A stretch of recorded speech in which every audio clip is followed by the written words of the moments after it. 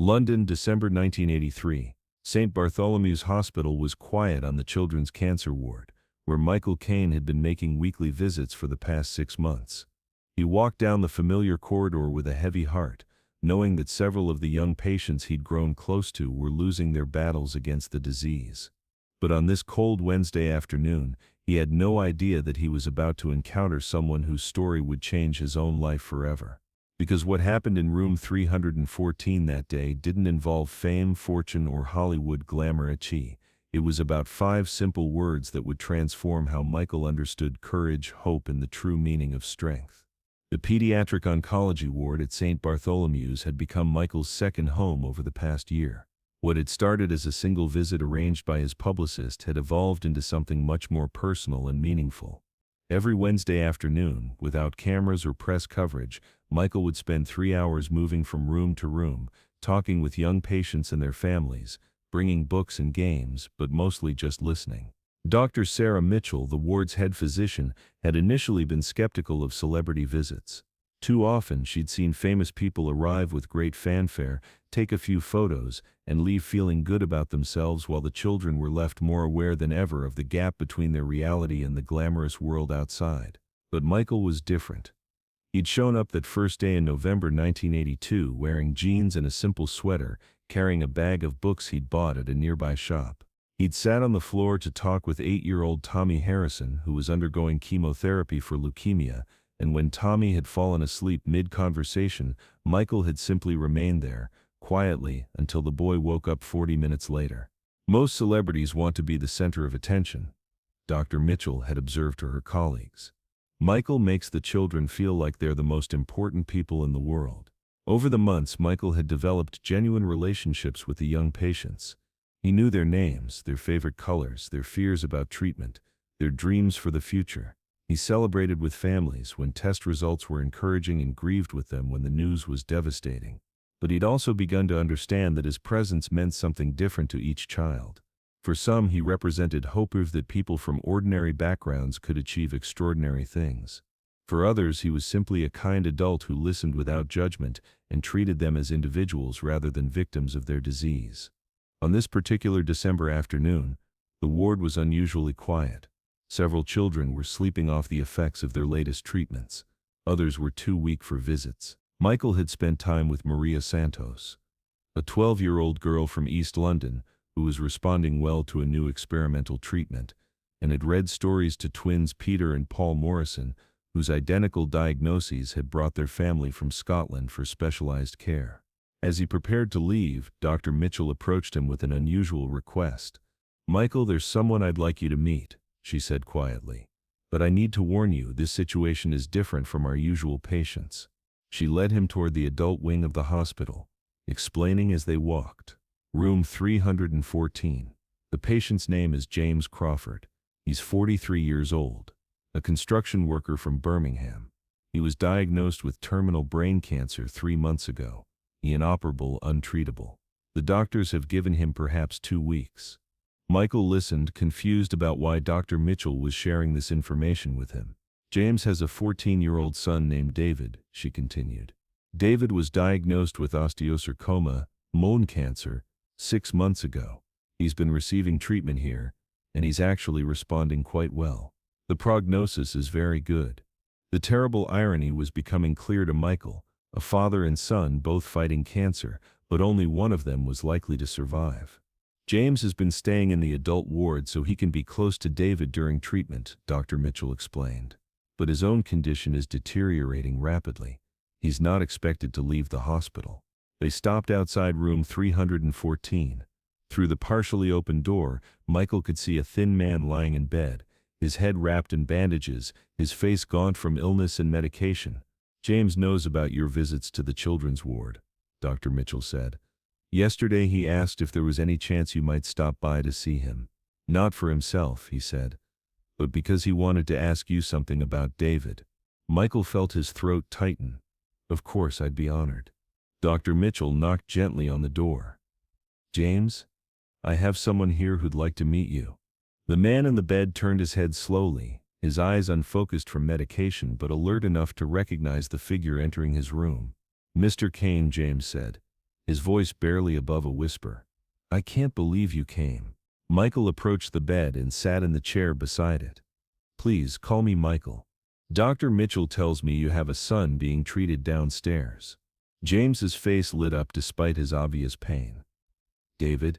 He's 14. Smartest kid you've ever met. Loves films, wants to be a director someday. He's been watching your movies since he was little." "I'd love to meet him," Michael said. "How is his treatment going?" "Really well, thank God. The doctors say he's got an excellent chance of beating this thing."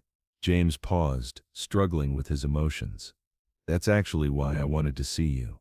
Michael waited patiently as James gathered his strength. "I'm not going to be around to see David grow up," James said matter-of-factly. "His mother died when he was 7 in a car accident. So it's just been the two of us." The weight of the situation hit Michael like a physical blow. This man was facing the unthinkable reality of leaving his child alone in the world. "The thing is," James continued, "David's going to survive this. He's going to beat cancer and go on to have a normal life, but he's going to have to do it without his dad." Michael felt tears building in his eyes. He'd seen many heartbreaking situations during his visits to the hospital, but nothing had prepared him for this conversation. "I've been trying to figure out how to tell him that I'm dying," James said. "How do you explain to a 14-year-old kid that his father won't be there for graduation, or his first job, or his wedding, or any of the things fathers are supposed to be there for?" The question hung in the air between them. Michael realized that James wasn't looking for false comfort or empty platitudes. He was asking for practical guidance about one of the most difficult conversations a parent could ever have. "The doctors keep telling me to focus on the positive, to fight harder, to not give up hope," James continued. "But I'm tired of lying to my son. He's smart enough to see what's happening. He knows I'm dying, even if nobody's saying it out loud." Michael leaned forward in his chair. "What does your heart tell you to do?" James was quiet for a long moment. "My heart tells me to be honest with him, to prepare him for what's coming. But everyone, the doctors, the social workers, even David's aunt who's going to take care of him, they all say I should keep fighting, keep hoping, not give up." "And what do you think?" Michael asked gently. "I think keeping false hope alive is cruel," James said. "I think David deserves the truth so he can say goodbye properly. I think he deserves time to prepare for a future without me instead of being shocked when I suddenly die." Michael was struck by James's clarity and courage in the face of an impossible situation. Here was a man who was dying, worried not about himself but about how to best serve his son's emotional needs. "Can I ask you something?" Michael said. "Of course, if you knew David was going to be okay, really okay, not just surviving but thriving, would that change how you approach this conversation?" James considered the question carefully. "I think it would make it easier to be honest with him. If I knew he was going to be strong enough to handle the truth, if I knew he had the tools to build a good life after I'm gone, then yes, I think I could tell him what's really happening." Michael nodded slowly. He was beginning to understand what James needed from this conversation. "James, I've spent the last year watching children fight cancer. I've seen kids as young as 6 years old face treatments that would break most adults, and you know what I've learned?" James waited, his full attention focused on Michael's words. "Children are much stronger than we think they are. They can handle far more truth than we give them credit for. What destroys them isn't difficult reality, it's being lied to about those realities." Michael's voice grew stronger as he continued. "The kids I've met here, the ones who do best, they're the ones whose parents treat them as partners in their fight, not as victims to be protected from the truth." "But David's not sick anymore," James said. "He's getting better." "No, but he's about to face the biggest challenge of his life, learning to live without his father, and the best gift you can give him is the truth, delivered with love along with your confidence that he's strong enough to handle it." James was listening intently, his eyes more alert than they'd been since Michael arrived. "I think," Michael continued carefully, "that David needs to hear from you that you believe in his strength, that you trust him to carry on your values and dreams even when you can't be there to guide him." "But how do I say goodbye to my son?" James asked, his voice breaking. "How do I tell a 14-year-old boy that he has to face the world alone?" Michael was quiet for a moment, thinking about the question and all its implications. "Maybe," he said finally, "you don't tell him he has to face the world alone. Maybe you tell him that you'll always be with him, just in a different way. James looked confused. Michael continued, that everything you've taught him, every value you've shared, every moment of love you've given him is that stays with him forever. You're not leaving him empty-handed. You're leaving him with 14 years of preparation for exactly this moment. Something shifted in James's expression. For the first time since Michael had entered the room, he looked hopeful. I hadn't thought of it that way, James said slowly. You've been raising David his entire life to be the kind of person who can survive losing you, Michael said. That's what good fathers do. They prepare their children for independence, even when they hope that independence won't be tested so early. Michael leaned closer to James. Tell me about David. What kind of kid is he? Despite his pain, James smiled. He's incredible, smart, funny, kind to everyone. He helps other kids on the ward who are scared about their treatments. He makes the nurses laugh when they're having bad days. He reads to the younger children. Then you've already succeeded, Michael said firmly. You've raised a son who has the character to handle this tragedy and still contribute something positive to the world. James was crying now, but they seemed to be tears of relief rather than despair. I just wish I could be there to see who he becomes, James said. You will be, Michael replied without hesitation. Every choice he makes, every kindness he shows, every moment of strength he displays, you'll be there in all of it. You've given him the foundation. He'll build the rest. They sat in comfortable silence for several minutes, both processing the weight of the conversation. Finally, James spoke again. Michael, can I ask you for a favor? Anything. After I'm gone, would you check on David sometimes? Not to replace me or anything like that. Just, maybe let him know that someone believes in him? Michael felt his chest tighten with emotion. James, I would be honored. But I think you should know that David doesn't need me to believe in him. He needs to know that you believe in him. And from everything you've told me, you absolutely do. I do, James said firmly. I'm so proud of him. I'm proud of how brave he's been through his own treatment. I'm proud of how he takes care of other people even when he's scared. I'm proud of the man I can already see him becoming. Then that's what you need to tell him, Michael said. Not just that you're dying, but that you're proud of him, that you trust him, that you believe he has everything he needs to live a wonderful life. James nodded slowly. You're right. I've been so focused on what he's losing that I forgot to tell him about everything he already has. Michael stood up to leave, but James reached out and grasped his hand. Thank you, James said. You've given me exactly what I needed. What was that? Michael asked. James smiled. And for the first time since Michael had met him, he looked peaceful. Permission to believe in my son. Michael squeezed James's hand. He's lucky to have you as a father. As Michael turned to leave, James called out to him one more time. Michael, when you see David in the future, will you tell him something from me? Of course. James's voice was growing weaker, but his words were crystal clear. Tell him his father's greatest accomplishment wasn't surviving cancer or working construction or any of that. Tell him his father's greatest accomplishment was being David Crawford's dad. Michael nodded, too emotional to speak.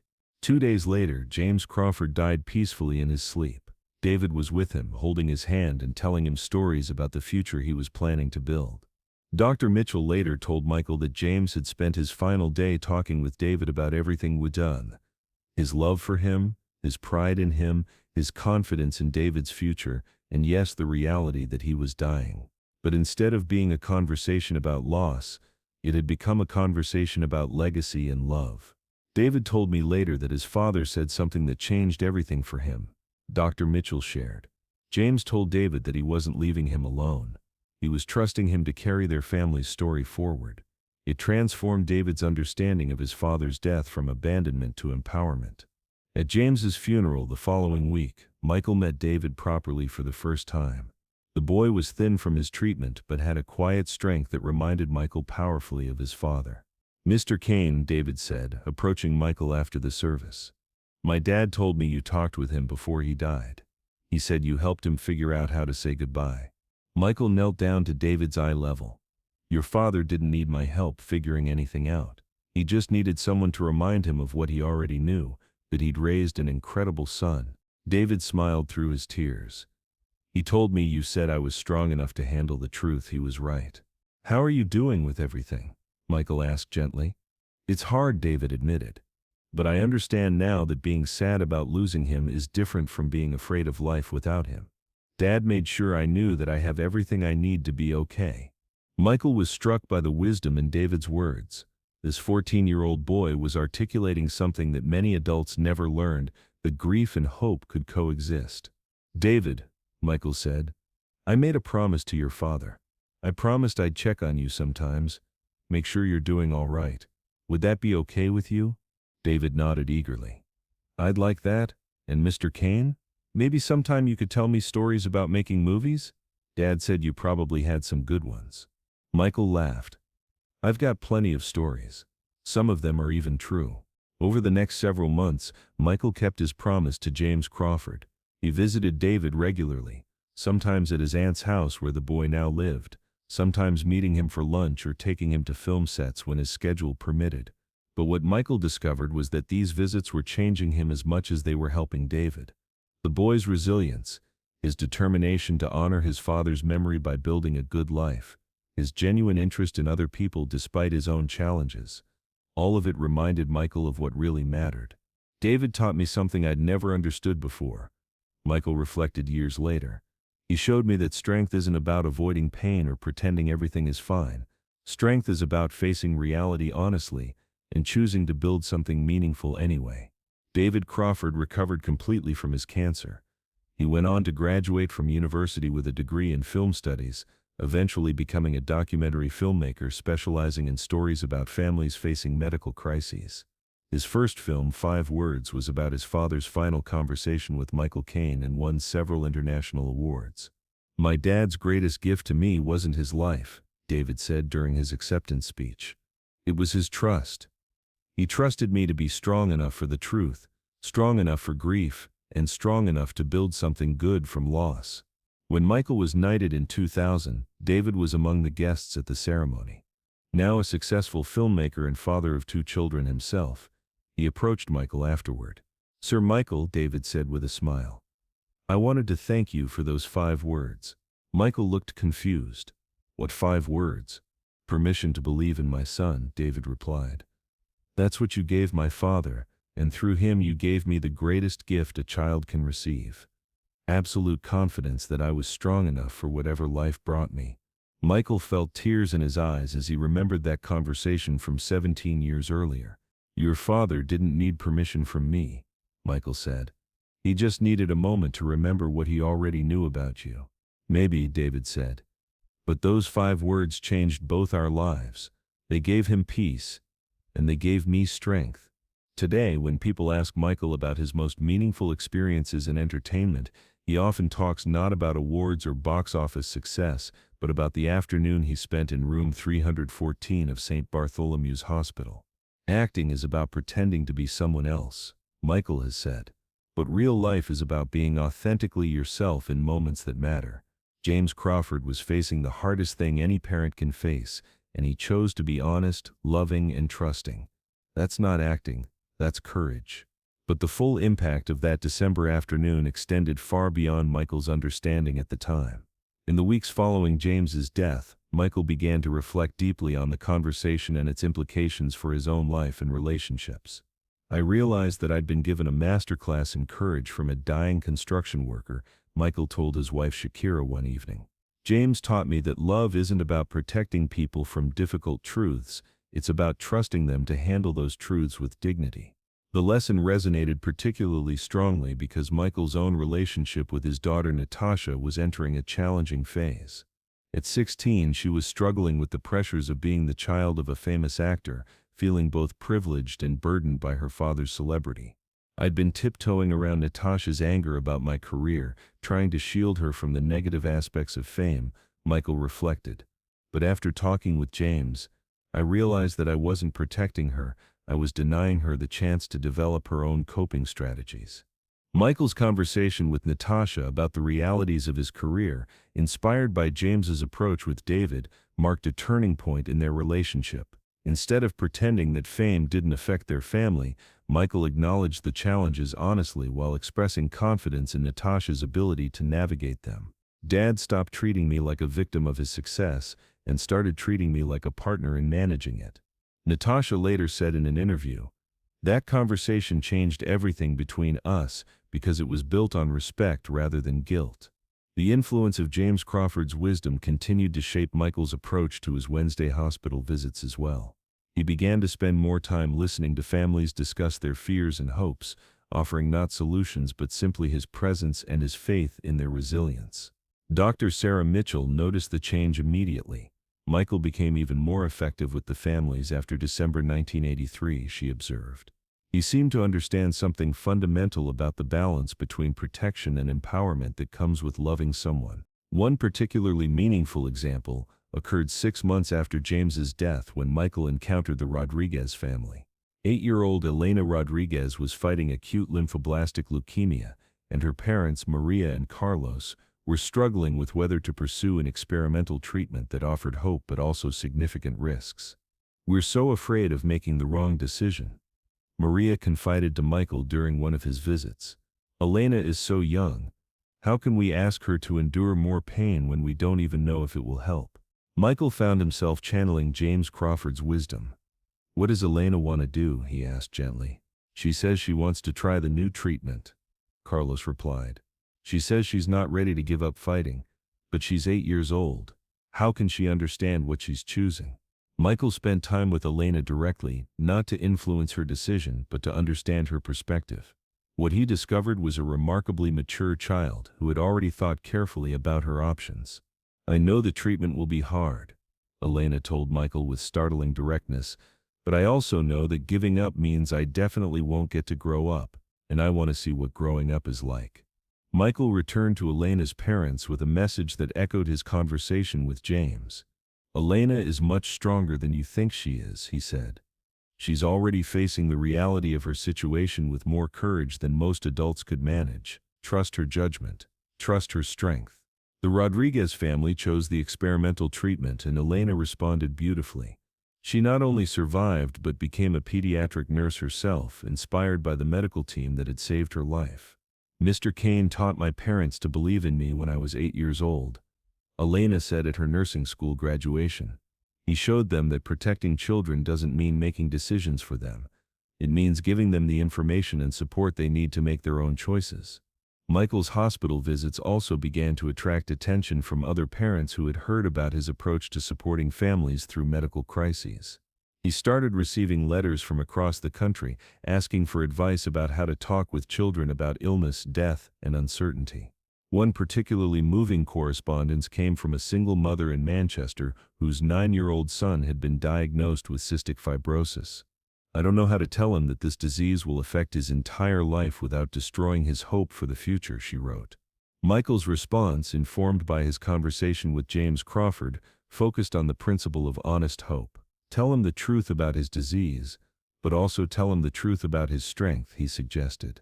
"Children can handle difficult realities when they're presented with love and confidence in their ability to cope." The mother later wrote back to say that the conversation with her son, guided by Michael's advice, had become the foundation of their relationship.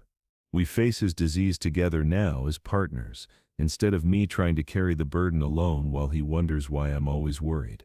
These experiences led Michael to collaborate with Dr. Mitchell on developing new approaches to family communication and pediatric oncology. They created workshops for parents facing their children's cancer diagnoses, focusing on age-appropriate honesty and building resilience. "James Crawford changed how I understand courage," Michael explained to workshop participants. "Courage isn't about fearlessness. It's about acting with love and integrity despite your fear." The workshops became so successful that other hospitals began requesting similar programs. Michael found himself traveling regularly, not as an actor promoting films, but as an advocate for honest communication between families facing medical crises. The influence of James Crawford's wisdom extended to Michael's professional life as well. He began choosing roles that reflected his deeper understanding of courage and human resilience. Films like Educating Rita and Hannah and Her Sisters featured characters finding strength through honest relationships. "I stopped being interested in playing heroes who were fearless," Michael explained. "I became interested in playing people who were afraid but chose to act with integrity anyway." Directors began to notice a new depth in Michael's performances. Something shifted in Michael's work around the mid-1980s, observed John Huston. He began bringing authentic vulnerability that made every performance more emotionally resonant. But perhaps the most significant impact was its influence on how Michael approached his own legacy. As he entered his 50s, he began thinking more seriously about the example he was setting for his children. James made me realize that the most important thing I could give my children wasn't protection from life's difficulties, Michael reflected. It was confidence in their own strength and wisdom. This philosophy guided Michael's parenting through Natasha's teenage years. Instead of using his influence to smooth their paths, he focused on helping them develop tools to navigate challenges. "My father never tried to solve my problems for me," Natasha later said, "but he always made sure I knew he believed I could solve them myself. That confidence became the foundation of my self-reliance." 20 years after James Crawford's death, Michael received an invitation that brought the story full circle. David Crawford was premiering his documentary 5 Words at the London Film Festival. The film was about his father's final conversation with Michael and its impact on their family's approach to grief and healing. It also explored the broader principle of trusting children with difficult truths. At the premiere, Michael met James's sister Margaret, who had helped raise David. "I wanted to thank you for what you gave my brother," she said. "You gave him permission to die peacefully because you helped him understand that David would be okay." The film had interviewed dozens of families touched by the philosophy that emerged from that hospital room: parents who had learned to trust their children's resilience, medical professionals who had adopted honest communication practices, and children who had grown up feeling empowered rather than protected.